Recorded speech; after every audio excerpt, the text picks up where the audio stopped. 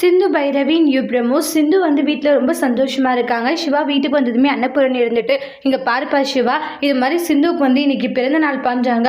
அவளுடைய பிறந்த நாளை வந்து அவள் வாழ்க்கையிலே மறக்க முடியாத அளவுக்கு நீ அந்த சந்தோஷத்தை கொடுக்கணுன்றாங்க.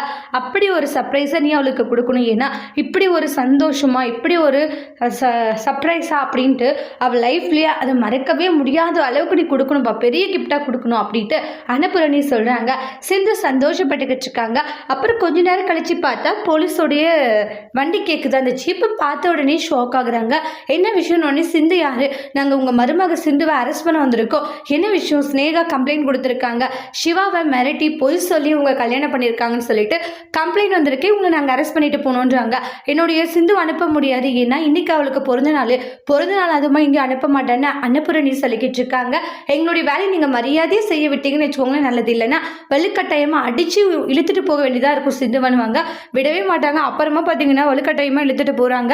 உடனே சிவா அதை பார்த்து ரொம்ப நக்கலாக சிரிச்சுட்டு இருக்காங்க. இது உனக்கு தேவை, என்னுடைய வாழ்க்கையை அழிச்சு இல்லைன்றாங்க. சிந்துவை அரெஸ்ட் பண்ணிட்டு போனதோ குடும்பமே ஃபீல் ஆகுறாங்க.